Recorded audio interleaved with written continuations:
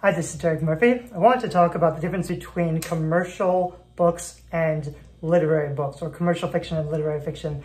This is something I've talked a lot about on this channel, and I'll go into some of the reasons why. I've actually been called a hack because I focus on commercial fiction, and I say things like maybe you don't necessarily want to spend several $1,000s on a book editor, where some other gurus or publishing experts will tell you, never publish unless you've invested in your book. I don't think that's fair for people on a low income who can't afford to spend a lot of money publishing, and I think that everybody deserves to tell their story. But the majority of would-be writers, people who probably want to write but have never finished or published a book, usually when you start off wanting to be a writer, it's because you love words. You love how words sound, you feel good, or perhaps you've been brought up in a way that makes you confident that you are a good writer, which has feelings of, I won't necessarily say vanity, but self-importance, self-worth. Maybe your identity is a little bit tied to that vision of the romantic writer suffering for his art. And that's dangerous because literary books are much harder to sell. And the reason that is that really good literary books are generally harder reads. They're not something that everybody reads for pleasure. They might take more time and effort. And if nobody knows you, they're not going to put in that time and effort.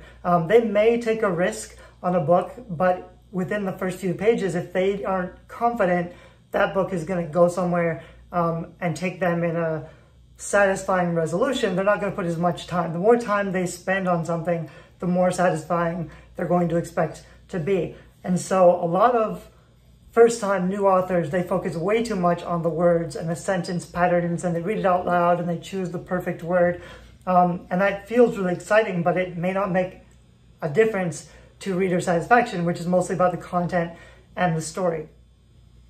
Literary fiction books generally go against a lot of the advice I share on this channel. For example, literary books won't fit into a genre as well. The covers don't really communicate the genre. Basically, literary books work less hard to sell themselves because the way that literary books are sold is through recommendation. So by having really good recommendations from other famous writers and everything like that, those reviews are really heavy in dictating which literary fiction books get picked up and enjoyed. Readers aren't going to stick with your purple prose unless they have really good reason to expect a positive, satisfying reading experience. So the less you have, if you have a literary fiction book that doesn't hit a genre, you're not good at communicating the selling points, why anybody should read this, you're going to need major reviews from huge famous authors, which are going to be kind of hard to get. But even so, I would also point out that literary fiction doesn't do very well in traditional publishing either.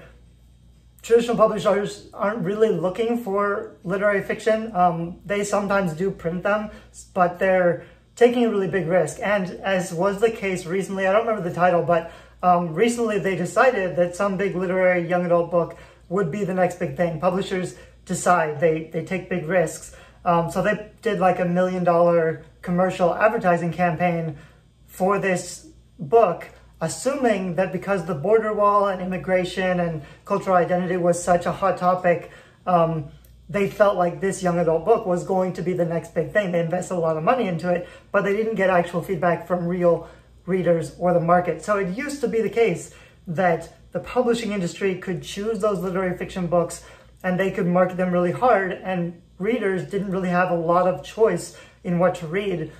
So if everybody was saying this was a good book, they would try it out, and probably they wanted to be kept in the conversation.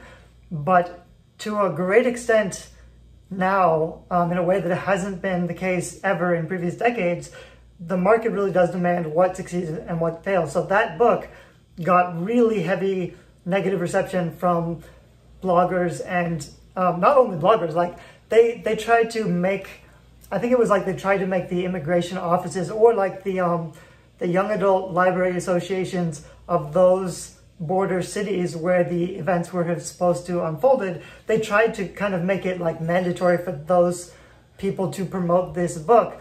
And even those people who were actually familiar with the circumstances that the book was talking about couldn't recommend the book because it went against, what they believed So there's, even if you write a good literary commercial nonfiction book, which is really, really difficult, it still may not pan out if the market doesn't actually like it. But my main point in all this was just that people aren't going to invest as much time in reading a literary book unless they have a great deal of trust in you as the author or the other people who are recommending the book, which is really hard to get, especially if you're self-publishing.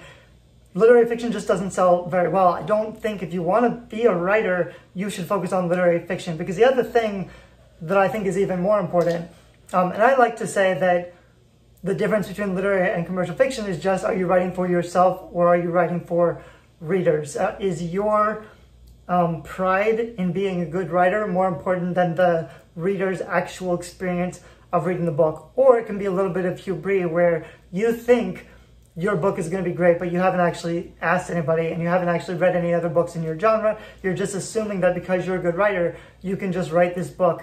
And I've heard some things like, you know, Shades of Grey was sold 1 million copies and Twilight sold 1 million copies, and those were shitty books. So if I write those kind of books, but I write it better with like more fancy words in a literary format, then it's going to sell, you know, at least 100,000 copies or whatever because of the market. And that's dangerous territory. You can't assume that you know better than what the market actually wants. So you're basically saying, you know, I don't understand why readers like this crappy book, but I'm going to try to satisfy those readers with a totally different book written in a totally different way. That's a recipe for failure you need to be careful about if you think you're a good writer, you're a high quality writer. And this doesn't at all mean writing less quality. I just think the story is more important than the words. I think a clear, well-written story with intrigue and suspense and conflict and stakes is more exciting, better to read, less distracting than the fancy literary purple prose stuff where you throw in all these weird, fancy, high-syllable words that get confusing and take you out of the story. Literary fiction can take you away from the actual content, which I don't think is better quality writing. I think getting rid of that stuff, I actually think it's a sign of amateur writing when you do a lot of that stuff, especially when you're throwing in words that don't have the impact you think. You're using them because they sound pretty, but they're not evoking the right emotional response from readers. That can be a danger. You can use simple words and get a much stronger emotional reaction by basically creating less distance. A literary fiction book with fancier words, you're creating more distance between the readers and the content by putting yourself in the middle, where they have to notice that there's a person talking about what's happening and that the person who is choosing these words cares about the words they're giving you. So there's a really cool quote. One of my friends on Facebook posted something that was kind of a joke, and he said something like, I've discovered the difference between literary fiction and commercial fiction, and the difference is how many commas that you use. And so also as a joke, I wrote back this thing and I kind of turned it into a graphic, an infographic.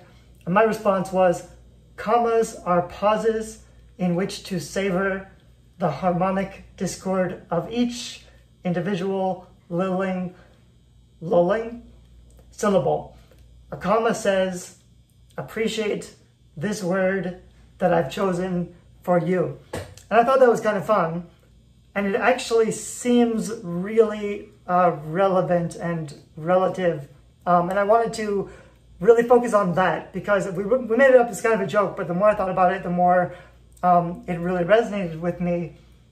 And you think if you're a literary writer that you're doing a higher quality service to your audience because you're being deliberate with your language and you're choosing fancy, pretty, great words that you hope your readers will appreciate if they slow down to pay attention to the words that you're choosing. So it feels like a gift. It feels like it's satisfying for you because you know you're using the best words that you can, and you hope it's satisfying for them also. But readers don't read for the words. Very rarely they can appreciate the words if the story already has their attention, but they can easily be distracted by the words if the story hasn't gripped them yet. So if you're starting off, you know, they may in the first couple pages be like, wow, this is beautiful writing. But if it doesn't go anywhere, if they aren't invested in the story, they're still going to quit. They're not going to care about your fancy words. And like I said earlier, your fancy words can actually be a reason to put down the book if it interrupts their reading experience.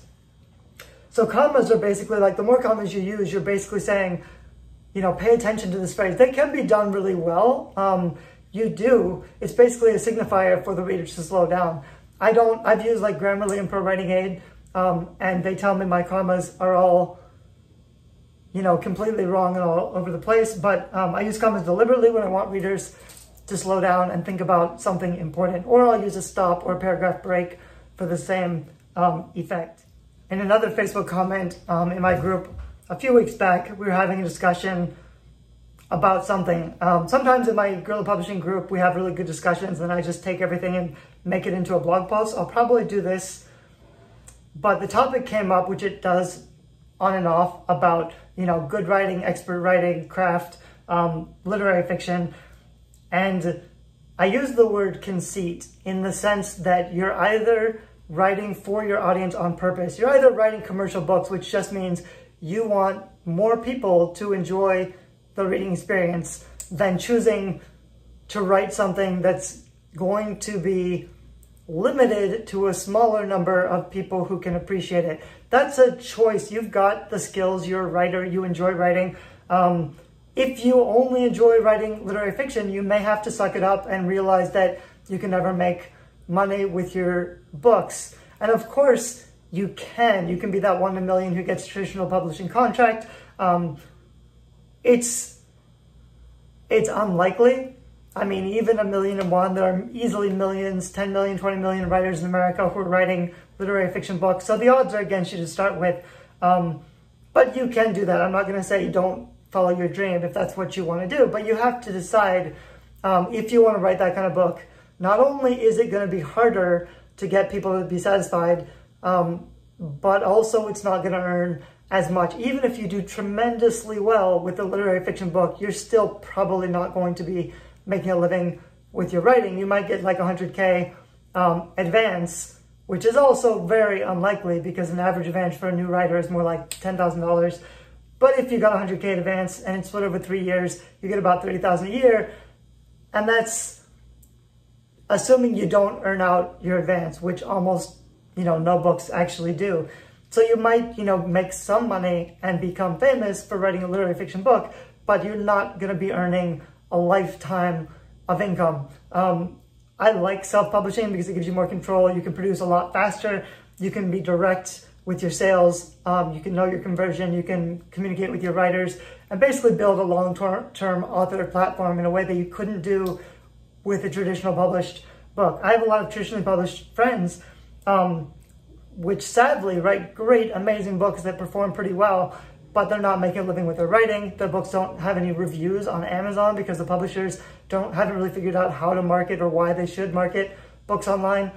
And then I have self-published friends who are making really good money, and they work really hard and they write so much faster, but they know what they're doing. They know who they're writing for and what they want to be writing for, and they're not afraid to, they still write what they love. They still write their own books with really strong styles. I would also argue that the authors who publish quickly and they write to market on purpose are actually better writers than the ones who think they're writing a literary fiction book and they've been doing it for 5 or 10 years. You don't learn to improve your craft by revising the same book for years. And when you say you're writing that novel or you're working on that novel, most people, they pick it up for an hour or two on weekends and then they, months go by without working on it. Professional career writers who are putting out a lot of content and they have direct feedback from real readers, they're getting better a lot faster. Most of my successful indie friends, I've read their books. They are writing quickly, they are making money, but their books are also just really high quality. Often the difference between a literary fiction and a successful indie book is that indie books can be a lot faster. They don't do quite as much of the backstory or the world building or the long, slow stuff. They're faster, easier read. So you could say it's something more like the Pulp Fiction for the mass common denominator of readers who are just looking for a good reading experience or a fast and easy read, and they're not looking for anything deep or slow or challenging. I don't see that as good writing versus bad writing. Those are just satisfying two different markets in a different way. I also think you can write for the market. You can write quality stuff that readers love and that makes you money much faster and much easier.